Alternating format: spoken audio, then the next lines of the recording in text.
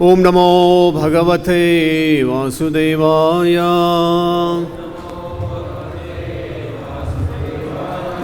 ओम नमो भगवते वासुदेवाय।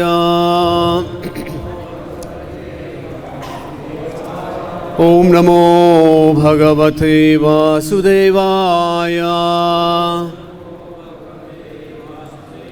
नारायणं नमस्कृत्य नरं चैव नरोत्तमं देवीं सरस्वतीं व्यासं ततो जायमुदीरये नष्टप्रायेषु अभद्रेषु नित्यं भागवत सेवया भगवतीरुत्तम श्लोके भक्तिर्भवति नैष्टिके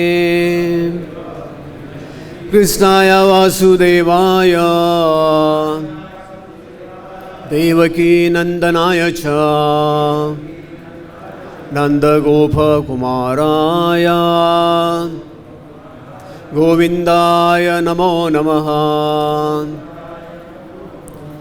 हरे कृष्णा। तो रामनवमी के अवसर पर आज जो है श्रीमद् भागवतम 9वां स्कंद अध्याय क्रमांक 11 श्लोक क्रमांक 23 पढ़ेंगे। तो अध्याय का शीर्षक है भगवान रामचंद्र का विश्व पर राज्य करना। पुरुषो रामचरितम्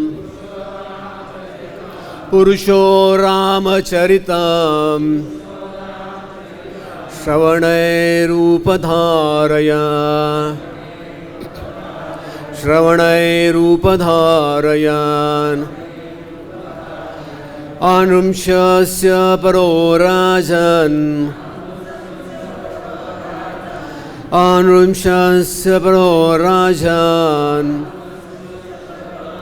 कर्मबन्धैर्विमुच्यते।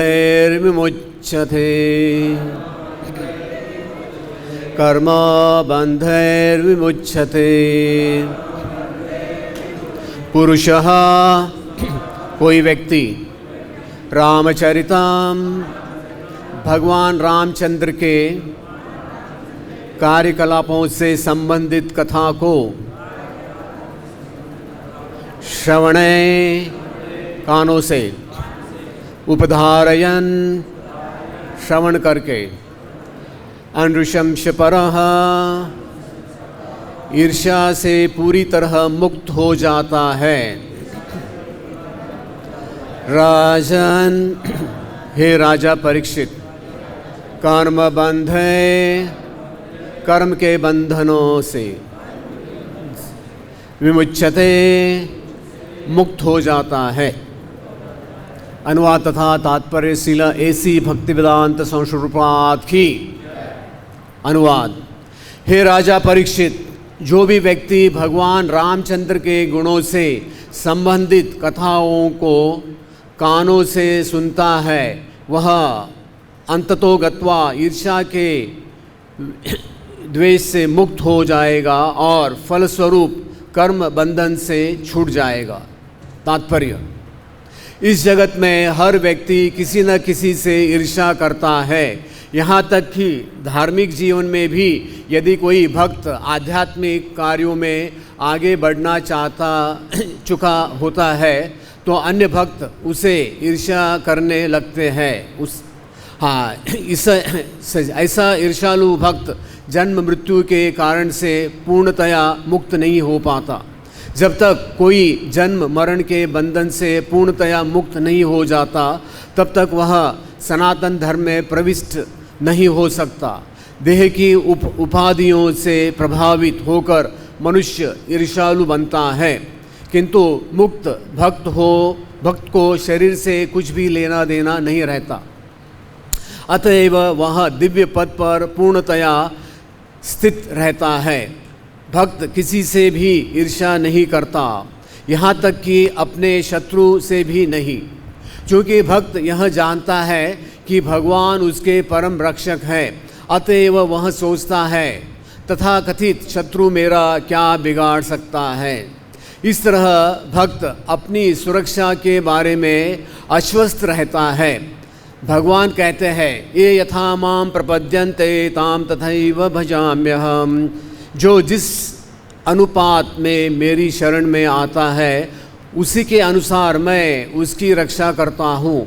अतएव भक्त को पूर्णतया ईर्ष्याविहीन होना चाहिए और विशेष रूप से अन्य भक्तों से। उनसे ईर्ष्या करना महान अपराध है और यह वैष्णव अपराध कहलाता है। जो भक्त निरंतर श्रवण कीर्तन में लगा रहता है वह निश्चित रूप से ईर्ष्या रोग से मुक्त हो जाता है और इस तरह भगवत धाम जाने का पात्र बन जाता है। ओम ज्ञानतिमिरन्धस्य ज्ञानाञ्जनशलाकया चक्षुरुन्मिलितं येन तस्मै श्रीगुरुवे नमः। जय श्री कृष्ण चैतन्य प्रभु नित्यानंद श्री अद्वैत गदाधर श्रीवासादि गौरभक्तवृंद। हरे कृष्णा कृष्णा कृष्णा हरे हरे, हरे राम राम राम हरे हरे। तो आज जो है संक्षिप्त में, जैसे आज और कल 2 दिन हमारे मंदिर में ब्रह्मोत्सव मनाया जा रहा है, तो उसी के उपलक्ष्य पर जो है श्रीमद् भागवतम के 9वें स्कंद में परीक्षित महाराज जो है उनको सुखदेव गोस्वामी जो है संक्षिप्त में राम जी का चरित्र बताते हैं। तो इस श्लोक में उन्होंने बताया है, हे राजा परीक्षित, जो भी व्यक्ति भगवान रामचंद्र के गुणों से संबंधित कथाओं को कानों से सुनता है वह अंततो गत्वा ईर्ष्या से मोह से मुक्त हो जाएगा और फलस्वरूप कर्म बंधन से छूट जाएगा। तो यहाँ बताया गया है कि अगर एक व्यक्ति रामचंद्र भगवान के गुणों का अगर कथन करता है तो ऐसा व्यक्ति जो है वो ईर्ष्या से मुक्त हो जाएगा। तो जैसे आप लोग जानते हैं कि रामायण में एक बहुत ही सुंदर श्लोक आता है, युद्ध कांड में बताया जाता है कि जब ये रामचंद्र भगवान सेतु पार करके लंका उन्होंने प्रवेश किया था रावण का वध करने के लिए, लेकिन उससे युद्ध से पहले उन्होंने एक घोषणा की थी। बहुत सुंदर श्लोक आता है, सक्रदेव प्रपन्नो यस्तवस्मि च याचते अभयम सर्वधा तस्मै ददाम्यव्रतम मम। तो राम भगवान ने कहा था, यदि कोई निष्ठापूर्वक यह कहकर मेरी शरण में आता है, चाहे वो रावण हो, विभीषण, कोई भी है, हे प्रभु आज से मैं आपकी शरण में हूँ, तो मैं उसे सदैव सुरक्षा प्रदान करता हूँ, यह मेरा व्रत है। तो ये राम भगवान ने खास करके रावण, कुंभकर्ण और उनके साथीदारों के लिए कहा था। तो आप देखते हैं कि कोई भी युद्ध होने से पहले एक संधि, एक मौका दिया जाता है पार्टी चेंज करने का, अपना माइंड चेंज करने का। महाभारत में हम देखते हैं युद्ध आरंभ होने से पहले युधिष्ठिर महाराज किसके पास गए थे? हाँ, भीष्मदेव, द्रोणाचार्य, कृपाचार्य, इनके पास गए थे। उनका आशीर्वाद लेने के लिए गए थे। तो आज जो है प्रयास करेंगे कि रामायण में उल्लेख आता है, एक बार वाल्मीकि उनके आश्रम में नारद जी पधारे थे। तो जब ही नारद जी वहाँ पधारे थे तो वाल्मीकि जो है उन्होंने नारद जी से जिज्ञासा किया, क्योंकि नारद जी त्रिकालदर्शी है। तो उन्होंने उनसे जिज्ञासा किया, मैं जानना चाहता हूँ कि इस दुनिया में ऐसे कोई व्यक्ति है जो अच्छे गुणों से परिपूर्ण है। तो जिसके अंतर्गत जो है नारद मुनि जो है वाल्मीकि जी को राम भगवान के बारे में उनके 3 श्लोक हैं। तो इन श्लोकों के अंतर्गत राम भगवान के 16 दिव्य गुणों का वर्णन करते हैं। तो इनके बारे में आज संक्षिप्त में चर्चा करेंगे। तो ये 16 गुण क्या क्या है, तो पहले हम उसका टाइटल देख लेते हैं। गुणवान, गुणवान का मतलब है ज्ञानी या जो जिस व्यक्ति के अंदर अच्छे गुण है। वीर्यवान, स्वस्थ, संयमी और हृष्टपुष्ट। धर्मज्ञ, धर्म के साथ प्रेम, सेवा और मदद करने वाला। कृतज्ञ, विनम्रता और अपनत्व से भरा। सत्य वाक्यो, सच बोलने वाला। ईमानदार, फिर दृढ़ प्रतिज्ञ, मजबूत हौसले वाला, चरित्रेण युक्त, सदाचारी, अच्छा व्यवहार विचार, फिर सर्वभूतेषु हित, सभी प्राणियों का रक्षक, मददगार, विद्वान, बुद्धिमान और विवेकशील, सामर्थ्यशाली, सभी का भरोसा समर्थन पाने वाला, एक प्रिय दर्शन, खूबसूरत, सबको आकर्षित करने में समर्थ, आत्मवान, मन पर अधिकार रखना, धैर्यवान व व्यसन से मुक्त, जित क्रोधो, क्रोध जीतने वाला, शांत और सहज, शरणागत दायक, कांतिमान, अच्छा व्यक्तित्व, अनसूयक, किसी की निंदा न करने वाला, और इसका अर्थ ये भी है बिना ईर्ष्या, बिभ्यति देवा, युद्ध में जिनके क्रोध से क्रोधित होने पर देवता भी डर जाते हैं, जोशीला, गलत बातों का विरोधी। तो ये 16 जो है राम भगवान के गुणों का वर्णन जो है नारद जी ने वाल्मीकि को किया था। तो सांसारिक जीवन में आगे बढ़ने, नाम कमाने यानी ख्याति, यश, कीर्ति के लिए सद्गुणों और अच्छे कर्मों की बड़ी भूमिका होती है, क्योंकि गुण और अच्छे कर्म सम्मान व प्रतिष्ठा का कारण है नहीं बनते हैं, बल्कि किसी भी इंसान को असाधारण और विलक्षण नेतृत्व शक्तियों का स्वामी बना देता है।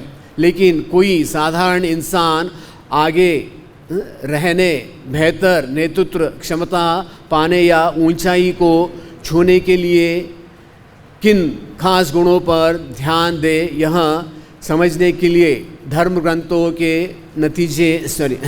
नजरिए में भगवान श्री राम का चरित्र श्रेष्ठ आदर्श है।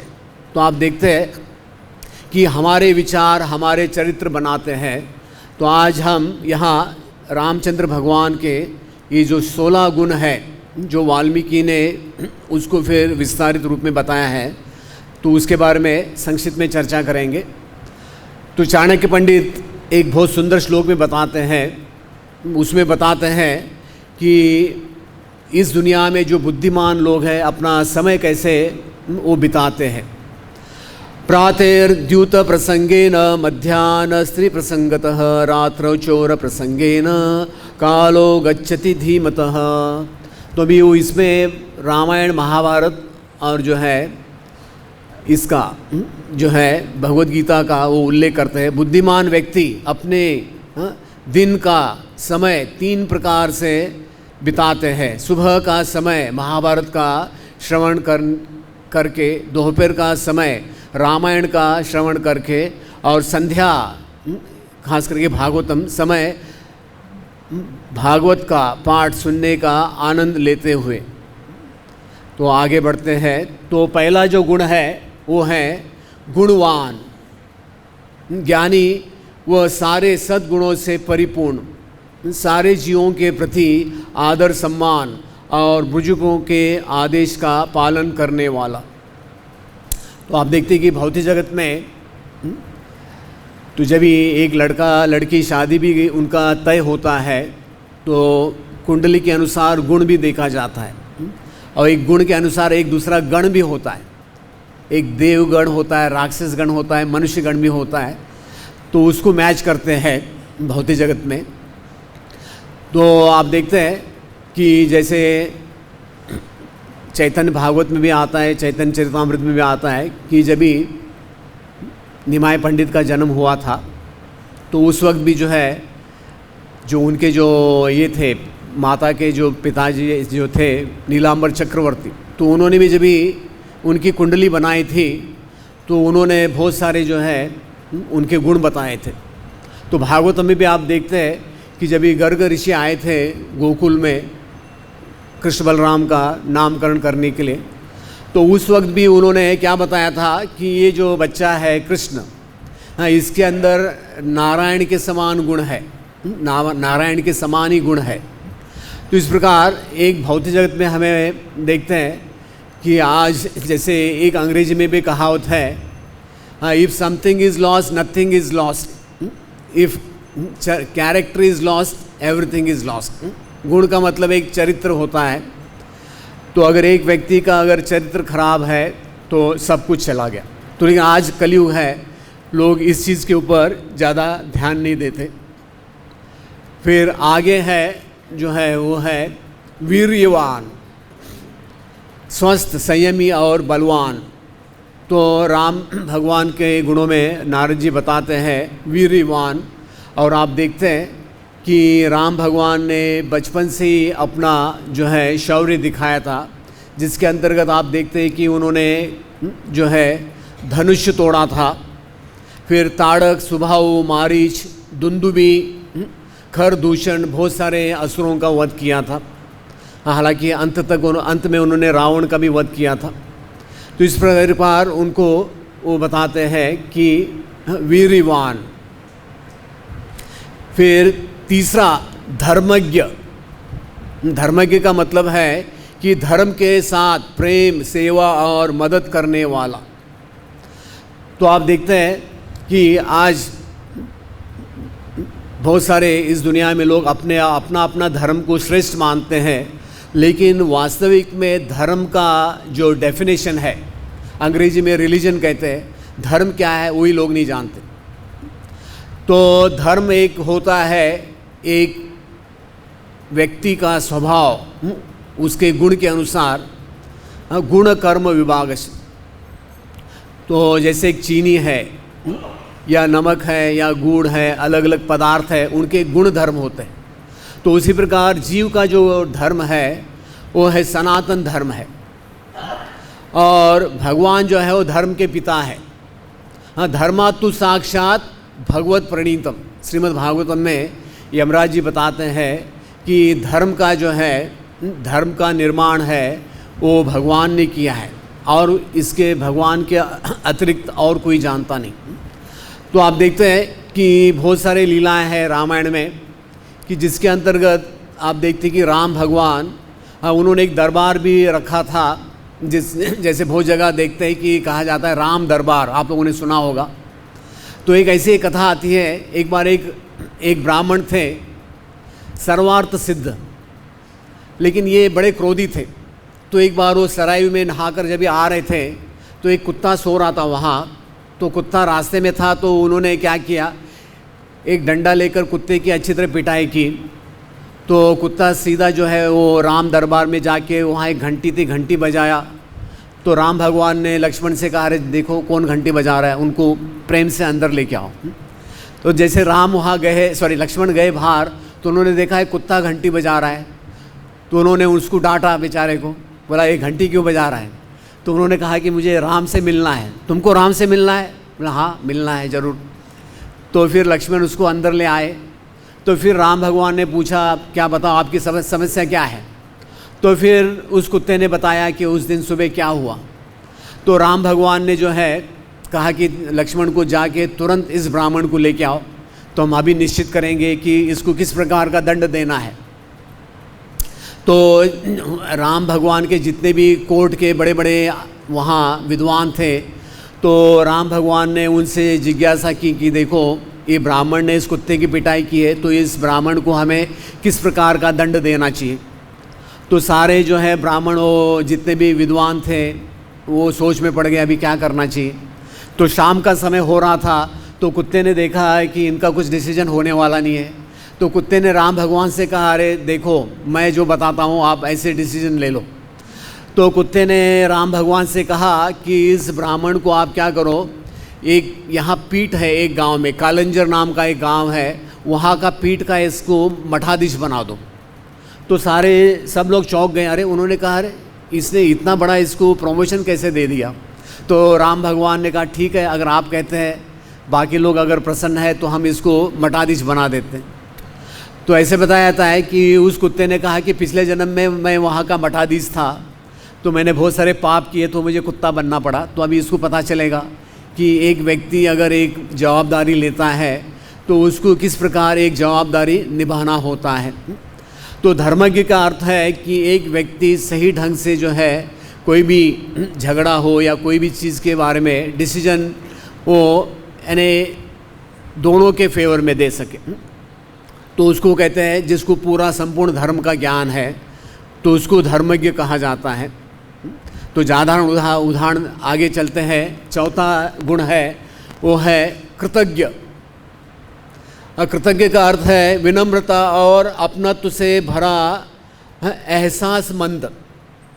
तो आप देखते हैं कि भगवान का एक नाम है भावग्रही जनार्दन।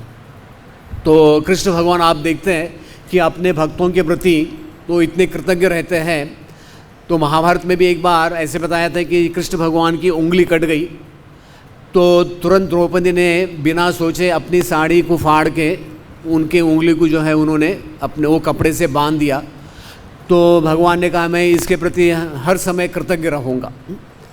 तो आप देखते हैं कि राम भगवान भी आप देखते हैं कि उनके जितने भी पार्षद थे जिन्होंने उनको अपने महाभारत के में जो भी उन्होंने रामायण में उनकी मदद की है उनके प्रति बड़े कृतज्ञ थे। तो उल्लेख आता है हनुमान जी का। आप देखते हैं कि हनुमान जी एक भगवान के ऐसे भक्त हैं, अनन्य भक्त है।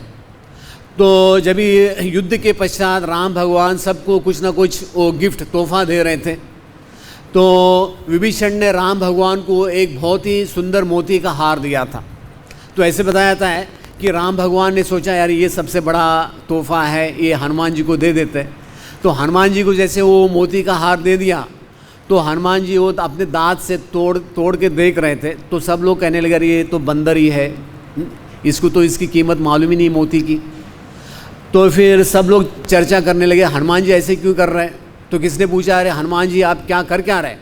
तो उन्होंने कहा कि मैं राम ने इतना अच्छा तोहफा दिया है, मैं देख रहा हूँ इसमें राम है ही नहीं।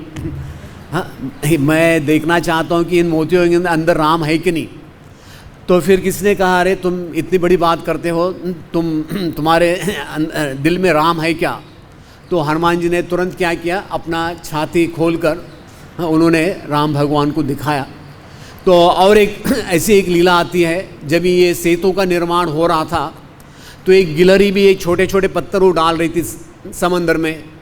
तो हनुमान जी इतने बड़े थे, वो बड़े बड़े पहाड़ ला के डाल रहे थे। तो एक बार राम भगवान भी वहाँ देख रहे थे कि क्या हो रहा है, कार्य कैसे चल रहा है।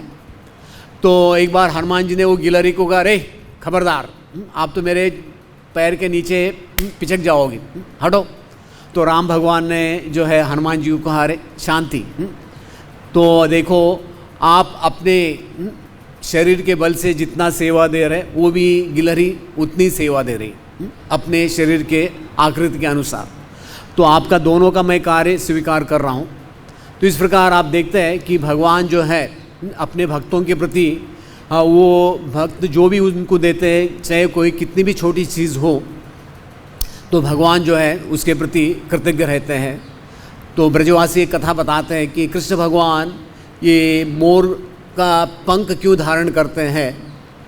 तो एक बार एक ब्रजवासी बता रहे थे कि ऐसे कृष्ण भगवान अक्सर मुरली बजाते हैं, तो मुरली बजाने से, मुरली की आवाज़ से मोरों को बहुत अच्छा लगता है। तो एक बार क्या हुआ कि जब भी कृष्ण भगवान मुरली बजा रहे थे तो सारे मोर जो है वो बड़े प्रसन्नचित्त हो गए। तो जब ही कृष्ण वो अपने गायों के साथ घर लौट रहे थे तो मोरों ने सोचा अरे इन्होंने हमारे लिए इतना अच्छा मुरली बजाया, तो हमें इनको कुछ देना चाहिए, कुछ तोहफा देना चाहिए। तो हमारे पास कुछ है ही नहीं देने के लिए। तो किसी एक मोर ने कहा अरे ये मोर पंख है, चलो एक एक मोर पंख दे देते हैं। तो सारे मोरों ने मिलके क्या किया, कृष्ण भगवान को एक एक मोर पंख दिया। तो भगवान सोच रहे थे अरे तो ये इतना सुंदर पंख है, तो उन्होंने सोचा चलो हमें इसको अपने मुकुट के ऊपर धारण करना चाहिए। तो इस प्रकार भगवान जो है इसको कहते हैं चौथा गुण है कृतज्ञ। फिर सत्यवाक्यो, सच बोलने वाला, ईमानदार। अभी कलयुग में मिलना बहुत मुश्किल है। अपने पिताश्री के आदेश के अनुसार 14 साल के लिए वन में चले गए। आप देखते हैं कि अभी हम ज़्यादा विस्तारित रूप में नहीं बताएंगे। जब ही दशरथ ने राम से कहा, पहले दिन तो सब तैयारी हो रही थी, सब लोग खुश थे, लेकिन अचानक डिसीजन, अंग्रेजी में कहते हैं 23rd आवर, आखिरी शाम को ये डिसीजन चेंज हो गया कि भरत जो है वो राज करेंगे और राम जो है वो 14 साल के लिए वनवास जाएंगे। तो तुरंत राम ने कहा ठीक है। उन्होंने पिताजी का आदेश जो है उसको स्वीकार किया। हालांकि बताया था कि सारे अयोध्यावासी वो राम के साथ जाना चाहते थे। हाँ, वो राम से इतने प्रेम करते थे कि उन्होंने कहा कि ठीक है हम भी आपके साथ वनवास चलेंगे। लेकिन राम भगवान ने उनको कहा नहीं, ये केवल आदेश मेरे लिए है। तो आप देखते कि बहुत सारी लीलाएं हैं कि जहाँ राम भगवान ने अपने वचन, जैसे सुग्रीव को वचन दिया था, बहुत सारे लीलाएं हैं जहाँ एक व्यक्ति सत्य वाक्यों का मतलब है अपना वचन रखता है। तो एक क्षत्रिय का गुण है कि उसे, और एक वैष्णव के भी गुण के अनुसार जो है एक व्यक्ति अपने वचन को रखता है, उसको कहते हैं सत्य वाक्यों। फिर आगे है छठा गुण है दृढ़ प्रतिज्ञ। हाँ, मजबूत हौसले वाला। श्री राम ने एक पत्नी व्रत का पालन किया था। धर्मो रक्षति रक्षित। तो दृढ़ प्रतिज्ञा का मतलब है कि जैसे भगवद गीता में भी भगवान बताते हैं व्यवसायत्मिक बुद्धि एकेह कुरु नंदन। जो भक्ति के पथ पर रहते हैं उनका मत एक होता है, वो एक ही रास्ते पर चलते हैं। तो इसी प्रकार राम भगवान जो भी निर्णय लेते थे वो उसके प्रति बिल्कुल दृढ़ प्रतिज्ञ होते थे। वो जो है जो भी सोचते थे वो करके रहते थे। तो भौतिक जगत में भी हमें मालूम होना चाहिए कि जो भी हम अपने भक्ति में लगे हैं तो उसके प्रति हमें दृढ़ प्रतिज्ञ होना चाहिए। तो यह उनका एक ये गुण बताया गया है, दृढ़ प्रतिज्ञ। फिर आगे आता है चरित्रेण युक्त। चरित्रेण युक्त का मतलब है कि सदाचारी, सहनशील, दयालु, अच्छा व्यवहार और विचार वाला व्यक्ति, उसको चरित्रेण युक्त। तो एक व्यक्ति आप देखते हैं कि भौतिक जगत में कोई एक व्यक्ति आज के दुनिया में तो भारी क्वालिफिकेशन देखा जाता है, लेकिन पुराने ज़माने में अगर एक व्यक्ति को अपनी पुत्री का अगर शादी करना है तो वो क्या देखते थे, उस व्यक्ति का चरित्र देखते थे। इस व्यक्ति के चरित्र क्या है, इस व्यक्ति का चरित्र क्या है। तो भौतिक जगत में आज कलयुग में क्या है, लोग क्या देखते हैं, एक व्यक्ति का धन कितना है, वो उसको भौतिक जगत के बारे में उसको कितना ज्ञान है, या भौतिक जगत में उस व्यक्ति का कितना रुबाब है, वो देखते हैं। लेकिन ये वास्तविक में सच्चाई नहीं है। तो वास्तविक में अगर देखा जाए कि चरित्र का मतलब है कि एक व्यक्ति अच्छे व्यवहार वाला होता है और वो हर स्थिति में जो है वो सहनशील होता है। तो आप देखते हैं कि राम भगवान के रामायण में बहुत सारी लीलाएं हैं जहां आप देखते हैं कि राम भगवान ने बहुत सारे जो स्थितियों में क्या किया है, वो सहनशील थे और वो दयालु, अच्छा व्यवहार, इस प्रकार जो वो चरित्र जो है वो अच्छे चरित्र वाले हैं, इसलिए उनको कहा जाता है चरित्रेण युक्त। फिर आगे सर्वभूतेषु हित।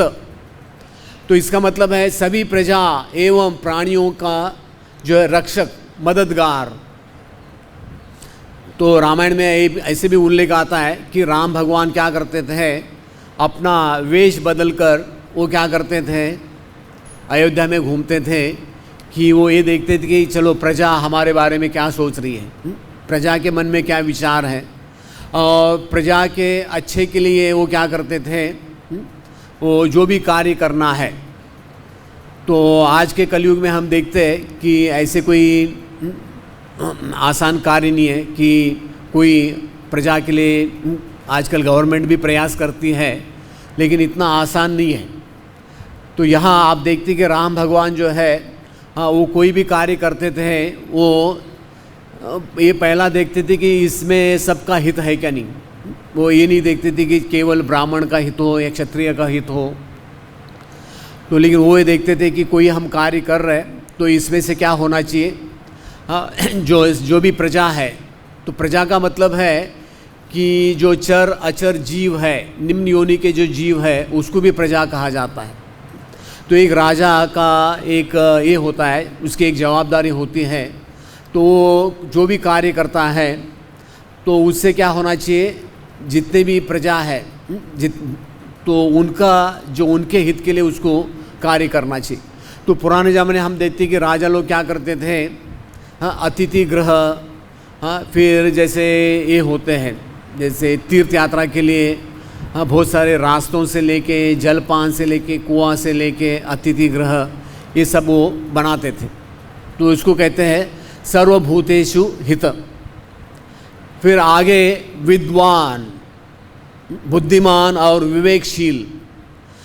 तो आप देखते हैं कि राम भगवान वो ऐसे एक विद्वान थे कि बताया जाता है कि वो जो है हनुमान के सेवा से, जैसे मैंने आपको बताया कि हनुमान जी हालांकि वो हार लेने में भी प्रसन्न नहीं थे, लेकिन राम भगवान को उन्होंने प्रसन्न करने के लिए वो हार लिया था।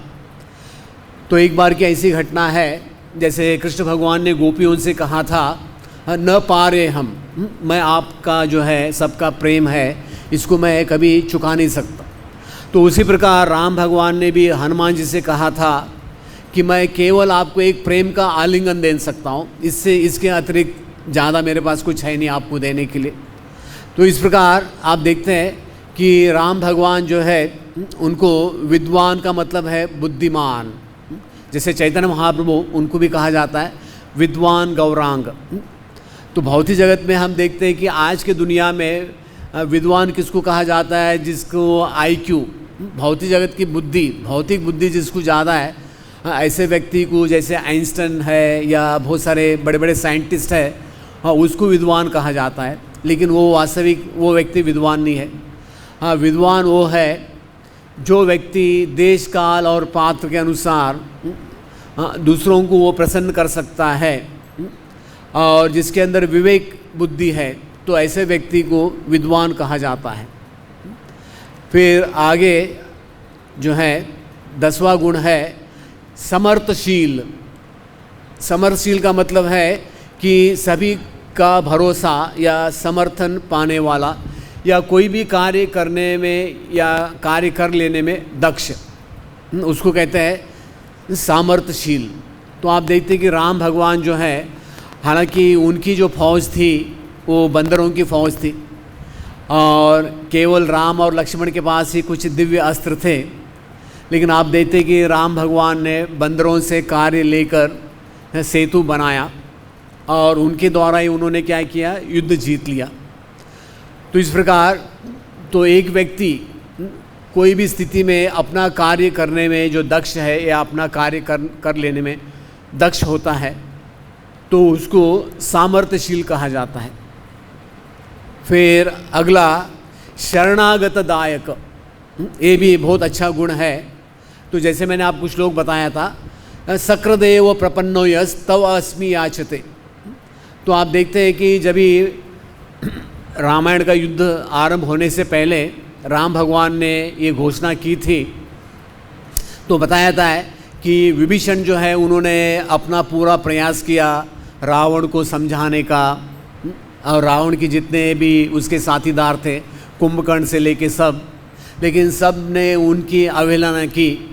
और जब भी कुंभकर्ण आए, उनके कुछ 5 साथीदार थे, और जब भी विभीषण आए थे राम भगवान का शरण लेने के लिए, तो बताया जाता है कि उस वक्त जो है, हालांकि जो ये वानर सेना थी, तो उनके अंदर भी बड़ी चर्चा हो रही थी। जाम्बवान से लेके जो है बड़े बड़े जो है, जो वानर सेना में बड़े बड़े ये थे, तो वो भी एक मीटिंग कर रहे थे कि ये हमें विभीषण को लेना चाहिए कि नहीं।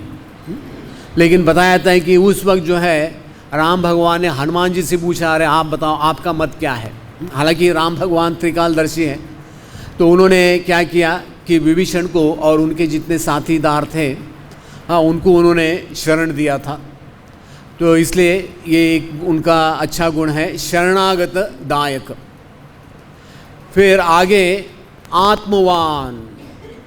आत्मवान का मतलब है मन पर अधिकार रखना, धैर्यवान व व्यसन से मुक्त।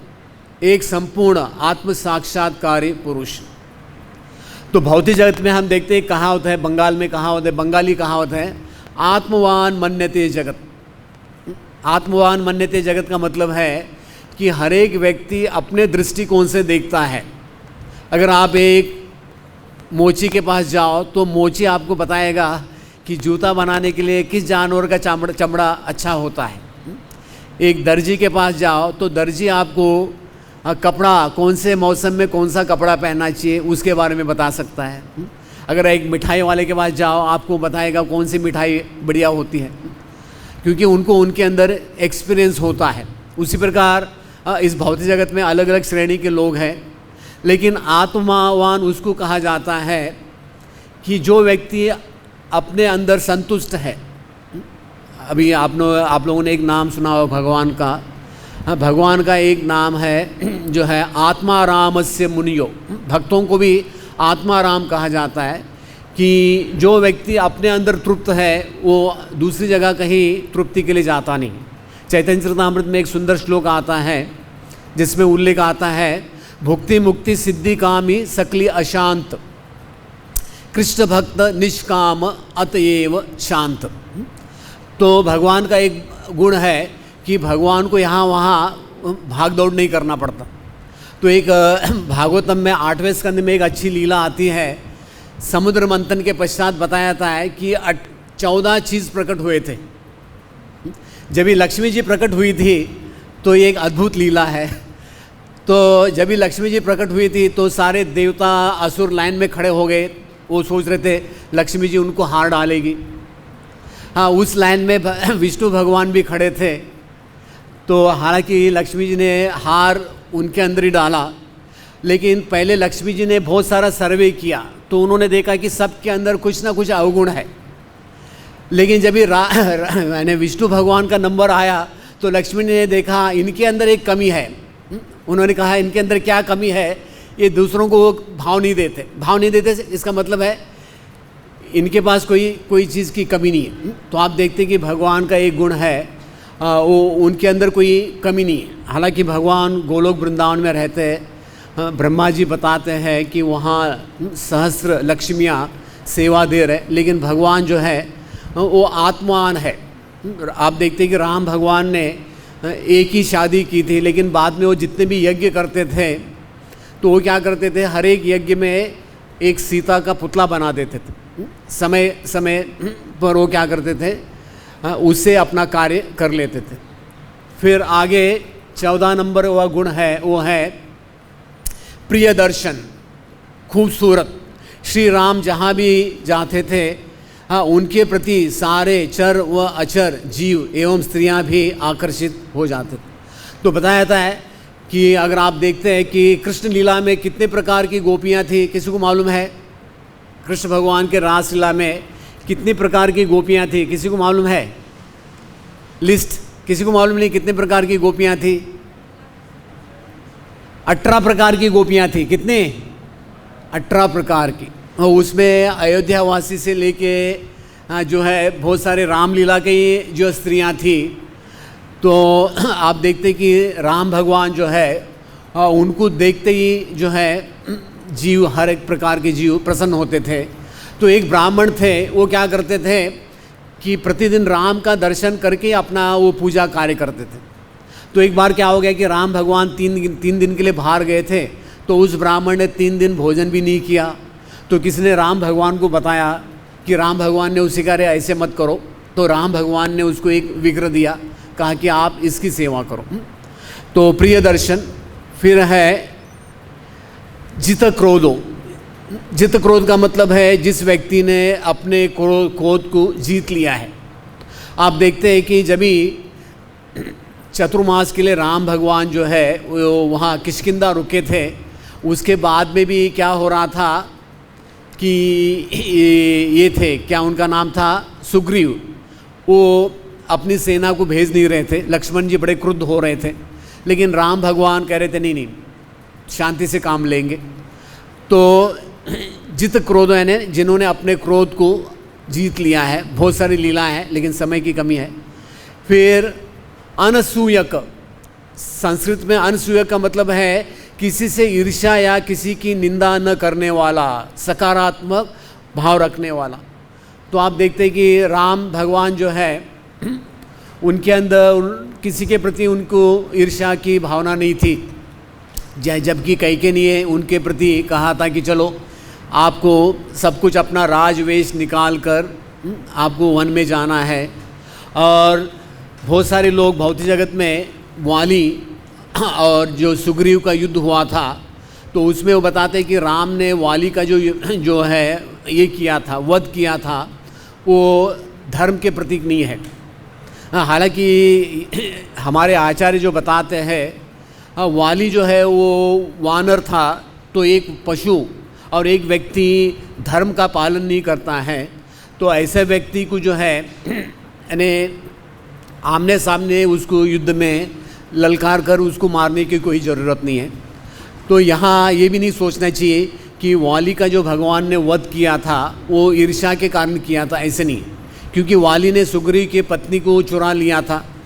बहुत सारा उसने गलत कार्य किया था। तो अनसूया का मतलब है कि ईर्ष्या से मुक्त और किसी का निंदा न करने वाला। और आखिरी गुण है वो है बिभ्यति देवा। इसका मतलब है युद्ध में जिसके क्रोधित होने पर देवता भी डरते हैं। तो आप देखते हैं कि जब ये राम भगवान सेतु बनाने से पहले उन्होंने समंदर से कहा था कि आप हमें रास्ता दे दो, तो बताया था कि समंदर ने जो है राम भगवान को, वरुण ने राम भगवान का कुछ जिक्र ये नहीं किया उनका। तो बताया था कि राम भगवान जब ये क्रुद्ध हो गए, बताया था कि समुद्र का पानी जो है वो उबलने लग गया। तो श्रीमद् भागवत में कपिल देव अपने माँ को एक बहुत सुंदर श्लोक बताते हैं भगवान के क्रोध के बारे में। लेकिन हमें ये मालूम होना चाहिए कि भगवान का जो क्रोध है ये दिव्य क्रोध है। ऐसे भगवान को क्रोध नहीं आता है, लेकिन फिर भी वो प्रभुपाद जी बताते हैं कि कभी कभी जो है जैसे एक पिताजी है बच्चों के प्रति क्रोध करते हैं, वो क्या करते हैं कि उसको एक लेसन, उसको एक उदाहरण देने के लिए वो एक ऐसे अपना क्रोध दिखाते हैं।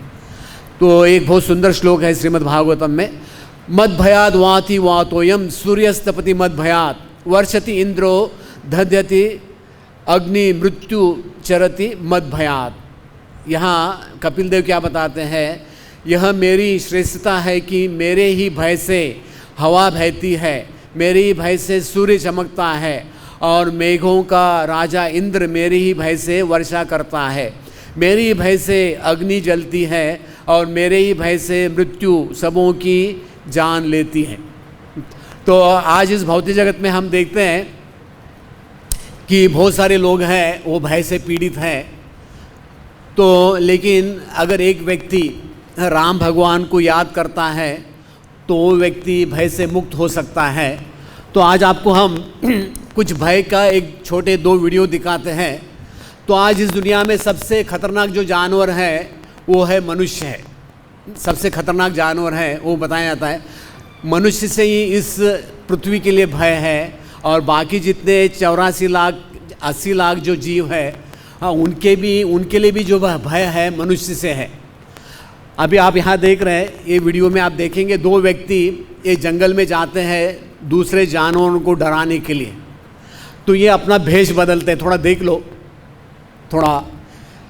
तो आज जो दुनिया में जो भी हो रहा है, अभी हम वो नाम नहीं लेंगे, तो लोग जो है मीडिया देख कर इतने डर गए हैं। तो हमें सबसे पहले मालूम होना चाहिए कि भगवान से बढ़कर कुछ है नहीं है। मारे कृष्ण राखे के, राखे कृष्ण मारे के। हाँ, तो राखे राम मारे के, मारे राम राखे के। जब भी राम जो है वो रावण का वध करने वाले थे तो शिव जी ने कहा पार्वती से, अगर राम इसको मारना चाहते तो मैं कैसे बचा सकता हूँ। अभी आप देखो ये मनुष्य एक जानवर का रूप धारण करके वो जंगल में पशुओं को डरा रहे। देख लो थोड़ा इनका आनंद देख लो, क्या आनंद है। तो आज इस दुनिया में क्या हो रहा है कि सब जगह एक भय का वातावरण बन गया है। तो ये जंगल के शेर है, वो कहते हैं चलो आपका हम परीक्षण करते हैं, थोड़ा टेस्ट कर लेते हैं, आपका पॉजिटिव है क्या नेगेटिव है। बहुत सारे हॉस्पिटल में बताया जाता है कि नेगेटिव है तो भी पॉजिटिव रिपोर्ट दे दो, है कि नहीं। तो देख लो, इनका भी वो टेस्ट के लिए गया है, अभी क्या रिजल्ट आता है आप बाद में देख लेना, ठीक है। हाँ, तो सबसे खतरनाक मनुष्य है वो जो है भय का कारण है।